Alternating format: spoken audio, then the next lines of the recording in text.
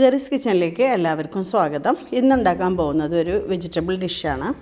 ഈ ഒരു സബ്ജി നമുക്ക് ചപ്പാത്തിയുടെ കൂടെയൊക്കെ മാത്രമല്ല ചോറിൻ്റെ കൂടെ കഴിക്കാനും പറ്റും കേട്ടോ. ചോറിനോട് നന്നായി യോജിച്ച് കഴിക്കാൻ പറ്റുന്ന ഒരു ടേസ്റ്റിലാണ് ഇത് ഉണ്ടാക്കിയെടുക്കുന്നത്.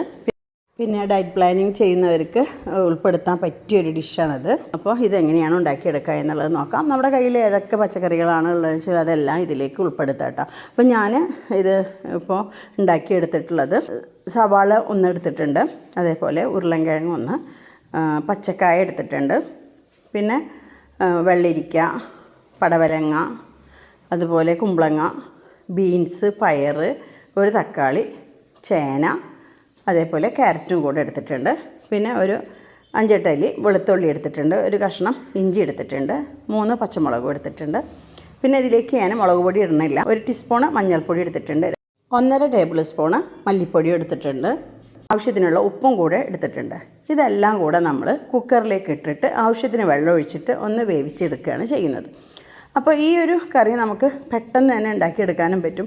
ഈ ഒരു രീതിയിൽ ഉണ്ടാക്കിയെടുത്താൽ നമ്മൾ കുട്ടികൾക്കൊക്കെ സ്കൂളിലേക്ക് ലഞ്ച് ബോക്സിൽ വെച്ച് കൊടുക്കാനും പറ്റുന്നതാണ് കേട്ടോ. 2 വിസിൽ വരുന്ന വരെ വെച്ച് കൊടുത്താൽ മതി. എല്ലാം കൂടെ നന്നായി മിക്സ് ചെയ്ത് ഉപ്പൊക്കെ പാകത്തിന് നോക്കി, വെള്ളം അധികം അല്ല കേട്ടോ, കുറച്ച് ഒഴിച്ച് കൊടുത്തിട്ടുള്ളൂ ഇതൊന്ന് വെന്ത് കിട്ടാനുള്ളത്. ഇതൊരു 2 വിസിൽ വരുന്നത് വരെ നമുക്ക് വേവിച്ചെടുക്കണം. മീഡിയം ഫ്ലെയിമിൽ വെച്ചിട്ട് 1 വിസിൽ വന്നാൽ സിം ഫ്ലെയിമിൽ വെച്ച് 1 വിസിലും കൂടെ വന്നാൽ ഫ്ലെയിം ഓഫ് ചെയ്ത് പ്രഷർ പോയതിന് ശേഷം നമുക്ക് തുറന്നിട്ട് ഇതൊന്ന് തൂമിച്ചെടുക്കണം. അപ്പോൾ പ്രഷറൊക്കെ പോയിരിക്കണം, നമുക്കൊന്ന് തുറന്ന് നോക്കാം. നന്നായിട്ട് വെന്തിരിക്കണം. വെള്ളമൊക്കെ ആവശ്യത്തിന് ഒഴിച്ചത് കാരണം അധികം കൂടിപ്പോയിട്ടൊന്നുമില്ല. ഇതിലൊക്കെ കുറച്ച് വെള്ളം ഉണ്ടാവുമല്ലോ, അപ്പോൾ നമ്മൾ ആവശ്യത്തിനനുസരിച്ച് വെള്ളം ഒഴിച്ച് കൊടുത്താൽ മതി. ഒന്നെല്ലാം കൂടെ ഒന്ന് മിക്സ് ചെയ്ത് വെക്കാം. ഇനി നമുക്ക് ഇതൊന്ന് തൂമിച്ചെടുക്കാം. ഒന്ന് ഞാൻ ചെറുതായിട്ടിങ്ങനെ ഒന്ന് ഉടച്ചെടുക്കുന്നുണ്ട് കേട്ടോ. ഇതേപോലെ ആക്കിയെടുത്തിട്ടുണ്ട്. എന്നാലും അധികം ഉടഞ്ഞു പോയിട്ടില്ല. ഇതുപോലെ ആ ഉള്ള വെള്ളം കൂടെ ഒന്ന് മിക്സ് ചെയ്തിട്ട് എല്ലാം കൂടെ ഒന്ന് ഇങ്ങനെ ഒതുക്കിയെടുത്തിട്ടുണ്ട്. ഇനി നമുക്കിതൊന്ന് തൂമിച്ചെടുക്കാം. അപ്പോൾ അതിനായിട്ട് ഒരു പാൻ വെച്ച് അതിലേക്ക് 1 ടേബിൾ സ്പൂണ് വെളിച്ചെണ്ണ ഒഴിച്ച് കൊടുക്കുന്നുണ്ട്. അപ്പോൾ അത് നന്നായി ചൂടായി കഴിഞ്ഞാൽ ഇതിലേക്ക് നമുക്ക് ഇട്ട് കൊടുക്കേണ്ടത് 1/4 ടീസ്പൂണ് ഉലുവ ഇട്ട് കൊടുത്തിട്ടുണ്ട്. പിന്നെ ഇതിലേക്ക് നമുക്ക് അത് പൊട്ടി വരുമ്പോഴത്തേക്കും കടുക് ഇട്ട് കൊടുക്കാം. അപ്പോൾ കടുക് ഇട്ടതിന് ശേഷം നല്ല ജീരകം ഇട്ട് കൊടുക്കാം. 1 ടീസ്പൂണ് ഇട്ട് കൊടുക്കുന്നുണ്ട്. അപ്പോൾ കടുക് പൊട്ടി വരുമ്പോഴത്തേക്കും നല്ല ജീരകം 1 ടീസ്പൂണ് ഇട്ട് കൊടുത്തിട്ട് അതൊന്ന് പൊട്ടി വരുമ്പോൾ ഇതിലേക്ക് വറ്റൽമുളക് 2 പൊട്ടിച്ചിട്ട് കൊടുക്കാം. വേപ്പിലയും കൂടെ ചേർത്ത് കൊടുക്കാം. അതൊന്ന് മൂത്ത് വരുമ്പോൾ വേപ്പില ഇട്ട് കൊടുക്കുക. എന്നിട്ട് നമ്മൾ വേവിച്ച് വെച്ചിട്ടുള്ള സബ്ജിക്ക് ചേർത്ത് കൊടുക്കാം കേട്ടോ. അപ്പോൾ ഇതിലേക്ക് ചേർത്ത് കൊടുത്തിട്ട് നന്നായിട്ടൊന്ന് മിക്സ് ചെയ്തെടുക്കുക.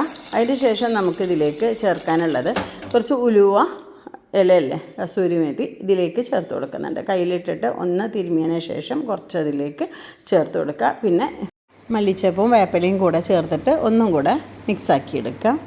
ഇത് ചൂടോടെ കഴിക്കാൻ വളരെ ടേസ്റ്റാണ്. നമുക്ക് ചോറിൻ്റെ കൂടെ കഴിക്കാൻ പറ്റുന്നതാണ്. വേറെ ഒരു കറികളില്ലെങ്കിലും ഇത് മാത്രം കൂട്ടി കഴിക്കാനും നല്ല ടേസ്റ്റാണ്. അപ്പോൾ മറക്കാതെ ഉണ്ടാക്കി നോക്കാം. ഈ ചാനൽ ആദ്യമായിട്ട് കാണുന്നവരുണ്ടെങ്കിൽ സബ്സ്ക്രൈബ് ചെയ്യാൻ മറക്കരുത്. വീഡിയോ ഇഷ്ടമാവുകയാണെന്നുണ്ടെങ്കിൽ ലൈക്ക് ചെയ്യാനും ഷെയർ ചെയ്യാനും മറക്കരുത്. ഇതിപ്പോൾ എല്ലാം കൂടെ ഒരു 1/2 കിലോ പച്ചക്കറികളുണ്ട് കേട്ടോ. അപ്പോൾ നിങ്ങൾ പച്ചക്കറികൾ കൂടുന്നതിനനുസരിച്ച് മസാലയൊക്കെ ഒന്ന് കൂട്ടിയിട്ട് കൊടുത്താൽ മതി. അപ്പോൾ നല്ല റെസിപ്പിയുമായി നമുക്ക് അടുത്ത വീഡിയോയിൽ കാണാം.